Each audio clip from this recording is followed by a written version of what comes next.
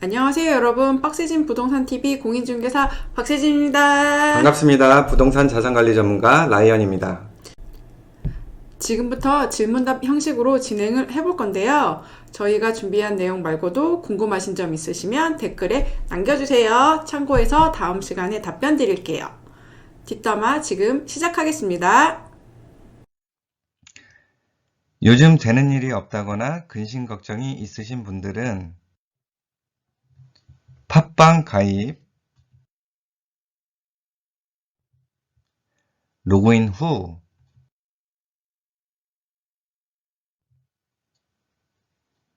톡톡사주를 검색하셔서 무료 상담도 받아보세요.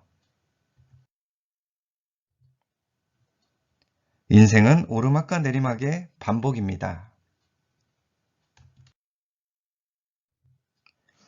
경제도 불경기와 호황기가 반복되듯이 말이죠.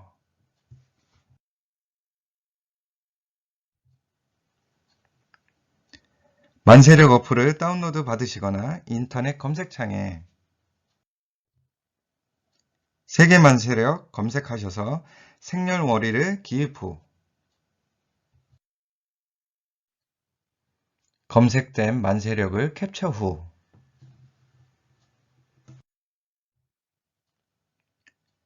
댓글에 사연과 만세력을 올리시면 됩니다. 누구나 힘든 시기는 있는 법입니다. 우리 같이 이겨내봐요. 자, 이제 본론으로 들어갈까요? 빡센 언니, PPT 내용에 에어비앤비가 한 줄밖에 안 나오는데요. 그건 어떻게 된 거죠? 이런 정보를 좀 드리기는 그렇지만 예전에 하신 분들은 대부분 불법이었습니다. 불법이라면 어떤 게 불법일까요? 법에 대해서 이야기에 대해서 잠시만 자료 보고할게요. 숙박 공유업은 일반인이 빈방이나 빈집 같은 여유 공간, 숙박 공간을 여행객들에게 유상으로 제공하는 것으로 온라인 중개 플랫폼에 등록하여 숙박 공간을 사용하고자 하는 임차인에게 공간을 공유, 사용하게 함으로써 대가를 수령하는 산업활동을 말한다. 단독주택, 다가구주택, 아파트, 연립주택, 다세대주택 중 하나일 것. 여기까지가 합법적으로 하는 것이고요. 불법으로 적발 시 3년 이하의 징역 또는 3천만 원 이하의 벌금형에 처해집니다.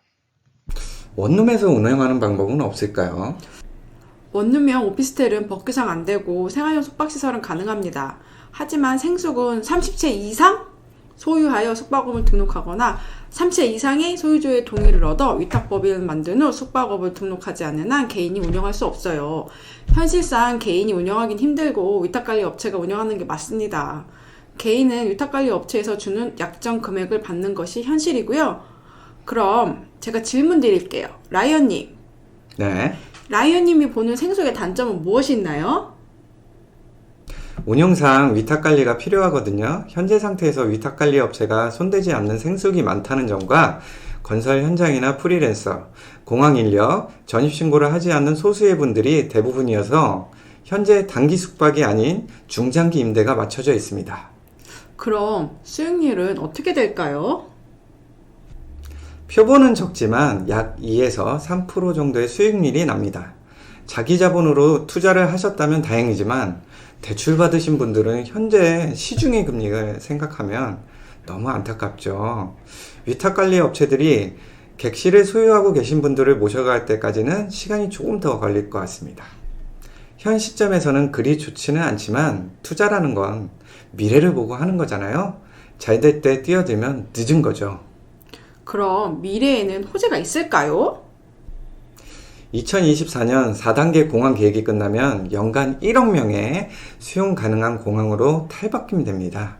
공항이 재구시를 할 때가 호황기일 텐데요. PPT에선 K팝만 저희가 설명을 드렸지만 K드라마, K무비, K뷰티, K먹거리 등 많은 한류 컨텐츠가 있고 젊은 외국 팬들이 열광하는 문화가 자리 잡았다 보고 있고요. 그로 인해 관광 수요는 폭발적으로 늘지 않을까 생각합니다. 그럼 여기서 관광 수요와 생활형 숙박시설은 무슨 관계일까요? 현재는 생숙이 단장기 임대로만 맞춰져 있는데요. 공항이 돌아가면 젊은 외국인 분들, 즉 리조트나 5성급 호텔에서 숙박하기엔 자금력이 부족한 분들, 예를 들면 10대에서 20대 한류팬, 그리고 가족 여행객들이 생숙에서 숙박을 할 겁니다.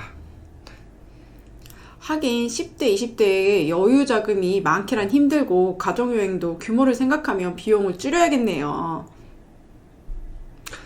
그 규모는 상상하시는 것보다 많을 거라 봅니다. 그러면 수익률은 수직 상승으로 개선되겠죠?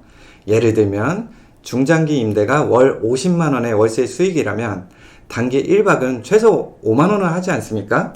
그쵸. 20일만 돌려도 100만 원이죠. 최소로 잡아도 2배의 수익이 납니다. 숙박요금은 수요가 많아지면 공급이 적어져 자연스레 상향 평준화가 되겠죠. 위탁법인도 생숙을 소유하신 분들도 윈윈 아닐까요? 그럼 외국 관광객에게 생활형 숙박시설의 장점은 무엇이 있을까요? 일단 리조트나 일반 호텔보다 저렴하고 중심 상업지구에 위치해 있기 때문에 한국 사람들이 먹거리와 문화를 간접 체험할 수 있습니다. 해외로 나가보신 분들은 선진국이라 불리는 나라들도 카지노를 제외한 일반 도시들은 저녁쯤 되면 깜깜해지는 걸 보신 분이 많을 거예요. 맞아요. 저녁 되면 사러 갈 데도 없고 무섭기도 하고. 대한민국은 24시간 치안이 안전해서 밤거리의 화려함과 풍족함을 누릴 수 있습니다. 아마 신세계라 느낄 겁니다. 그럼 여기까지 생숙에 대해 마치고요. 그럼 아파트는 어떤 식으로 혜택을 볼까요? 영종국제도시 아파트 편에 소개될 내용 말고 오늘은 다른 형태의 수익 모델을 들고 왔습니다. 다른 형태라면 어떤 거지요? 공항이 정상 운행됐을 때 외항사 기장, 승무원 또는 비즈니스로 장기간 있어야 하는 외국계 기업 담당자들에게 월세 수익을 생각할 수 있습니다. 하지만 그러기 위해서는 내부 투자를 해야 하는데요. 가전, 풀옵션은 기본이고 거주자가 어떤 목적으로 사용하는가를 파악해서 인테리어를 조정해 주는 게 핵심 포인트입니다. 숙소로만 사용할지 업무를 병행해야 할지 모르니까요. 그럼 목적에 맞게 설정해 손님을 구하는 게 더 빠르겠네요. 외국과 저희 나라는 월세 구조가 좀 다르죠. 네, 그렇습니다. 보통은 한 달에서 2달 정도 월세가 보증금이고요. 보증금이 낮은 대신 월세의 비중이 높아 시중 월세보다 높은 수익률을 얻을 수 있습니다. 예를 들어 4억에 분양받은 아파트를 보증금 2천만 원에 월세 100만 원으로 임차인을 받는다면 실투자금은 보증금 2천만 원을 뺀 3억 8천만 원입니다. 월세 100만 원을 1년간 받으면 연수입 1,200만 원. 수익률은 연수입 나누기 실투자금, 즉 1,200만 원 나누기 3억 8천만 원입니다. 연 3.15%입니다. 같은 조건으로 4억의 아파트를 보증금 500만 원에 월세 250만 원으로 임차인을 받는다면 실투자금은 보증금 500만 원을 뺀 3억 9,500만 원입니다. 월세 250만 원을 1년간 받으면 연수입 3천만 원. 수익률은 연수입 나누기 실투자금, 즉 3천만 원 나누기 3억 9,500만 원입니다. 연 7.59%입니다.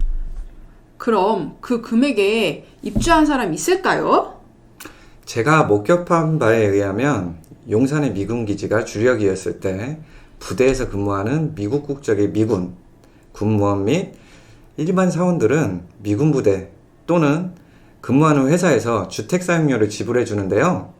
직책과 연봉에 따라 금액은 천차만별입니다. 특히 큰 평수의 주택일수록 많은 수익이 예상됩니다. 빡센 언니, 영어 좀 하니까 외국인 손님 좀 모셔오세요. 여러분, 뒷담화는 여기까지이고요. 다음 뒷담화에서 또 뵙겠습니다. 다음에 안녕히 다시 계세요. 만나요.